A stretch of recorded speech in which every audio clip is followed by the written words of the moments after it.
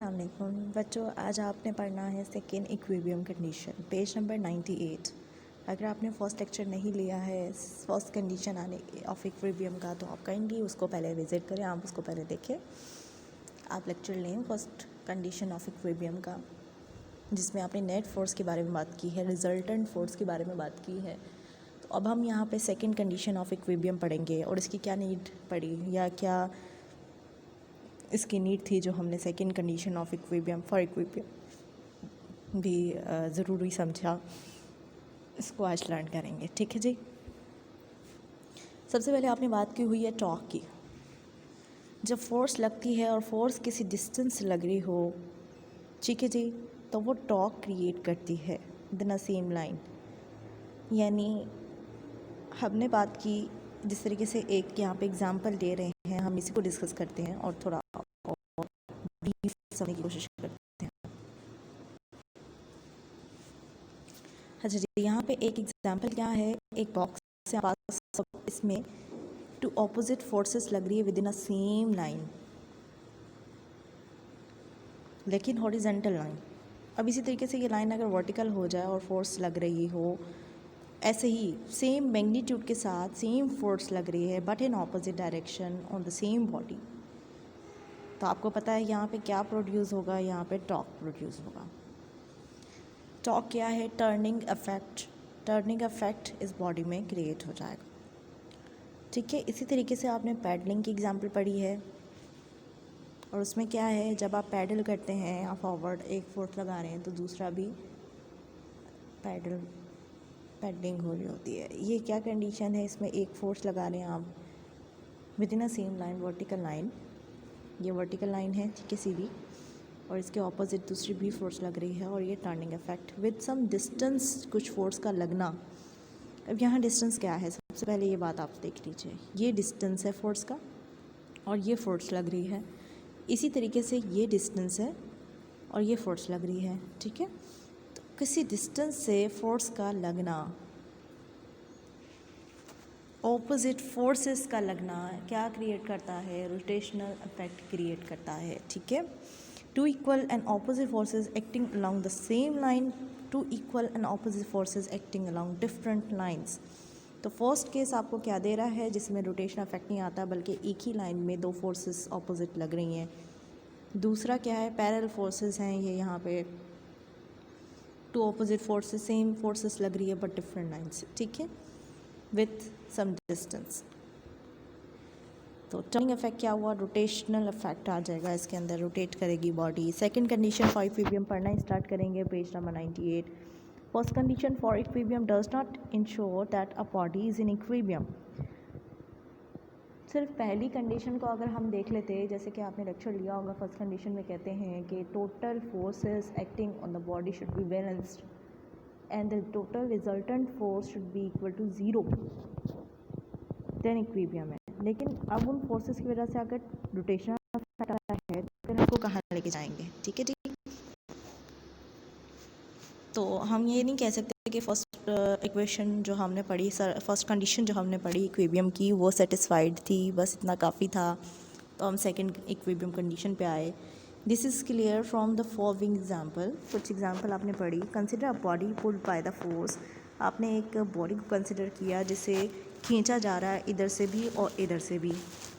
It will never move, ये move नहीं करेगी, ठीक है। इसी तरीके से आपको कह रहे हैं 4.30 फिगर में आपने देखा the two forces are equal but opposite to each other, both are acting along the same line, hence their resultant will be 0।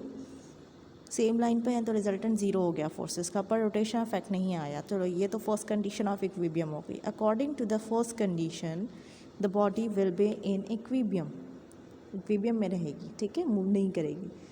Now shift the location of the forces. अब हमने फोर्सेस की directions और locations को बदल दिया। In this situation the body is not in equilibrium. इस condition में body equilibrium में नहीं रहेगी, although the first condition for equilibrium is still satisfied. It is because the body has the tendency to rotate. मैंने आपसे कहा rotational effect आ जाएगा जब फोर्स विद सम डिस्टेंस लग रही है ऑन द बॉडी, तो ऑपोजिट फोर्सेस की वजह से जो है रोटेशन इफेक्ट आएगा बॉडी के अंदर। रोटेट करेगी, टॉर्क प्रोड्यूस हो जाएगा। And this situation demands another condition for equilibrium in addition to the first condition. और इसी वजह से हमें सेकंड कंडीशन की ज़रूरत पड़ी, जो कि क्या है कि जो भी टॉर्क अप्लाई हो रहा है वो should be balanced. Equilibrium condition तभी आएगी बॉडी में। अब जैसे कि एक बात करते हैं, ये बॉडी है और इसमें इतनी डिस्टेंस के साथ एक फोर्स लग रही है, ठीक है, और इतने ही डिस्टेंस के साथ दूसरी फोर्स लग रही है, ठीक है। तो जनाब ये जो डिस्टेंस है, डिस्टेंस ऑफ फोर्स का लगना, यहाँ भी टॉर्क प्रोड्यूस करेगा, यहाँ भी रोटेशन होगी, ठीक है, क्लॉकवाइज, और इधर भी डिस्टेंस के साथ फोर्स का लगना रोटेशन क्रिएट करेगा। तो ये जो रोटेशन इफेक्ट आ रहा है बॉडी में, ये बैलेंस्ड हो गया, यानी यहाँ वाला टॉर्क यहाँ वाले टॉर्क से बैलेंस हो जाएगा, ठीक है। तो एक बॉडी के अंदर जो फोर्सेस का लग रहा है, एक दो फोर्सेस की वजह से टॉर्क प्रोड्यूस हो रहा है, ये इस तरीके से कुछ, ठीक है, कुछ डिस्टेंस से टॉर्क फोर्स लग रही थी जिससे टर्निंग इफेक्ट क्रिएट हुआ, और ये टर्निंग इफेक्ट इस साइड पे है, नीचे की तरफ को लेके आएगा, और ये टर्निंग इफेक्ट ऊपर की तरफ को लेके जा रहा है। तो ये टॉर्क बेसिकली एक दूसरे को बैलेंस कर रहा है, ऑपोजिट डायरेक्शन में है। तो नेट टॉर्क आपके पास ज़ीरो है फ़िलहाल, ठीक है, यानी total sum up of torque is zero. All the torques are balanced in the body, the resultant torque acting on it is zero. ये आपके पास कंडीशन आई कि रिजल्टेंट टॉर्क ज़ीरो होगा, ठीक है। अब इसके अलावा कुछ यहाँ पे एग्जांपल्स हैं। A ceiling fan rotating at constant speed is in equilibrium as net for torque acting on it is zero। जो चीज़ें आपको स्टेबल नज़र आ रही हैं रोटेट होती हुई, बिकॉज उनका जो नेट टॉर्क है वो ज़ीरो होता है। टॉर्क यानी all the torque acting on the body due to forces और produce in the body due to forces should be balanced, should be equal to zero. Sum up of all the torque should be equal to zero. तो summation of torque जब zero होगा तो आपके पास net torque basically zero होगा, ठीक है। Net torque को अनबैलेंस, जैसे नेट फोर्स आप क्या कह रहे थे, अनबैलेंस फोर्स एक्सटर्नल फोर्स को कहा जाता है जिसकी डायरेक्शन में बॉडी मूव करती है। तो इस कंडीशन में कोई नेट टॉर्क नहीं होगा, आप कहेंगे नेट टॉर्क ज़ीरो है। अच्छा जी, आपने जो चीज़ें इंपॉर्टेंट है बोथ पॉइंट ऑफ व्यू से, वो आपने इस सेकंड कंडीशन ऑफ इक्विलिब्रियम में करनी है। और उसमें क्या है, सबसे पहले ये पॉइंट्स आ रहे हैं ए और बी, ठीक है, यहाँ से आप स्टार्ट ले लेंगे और इसके बाद आप क्या करेंगे,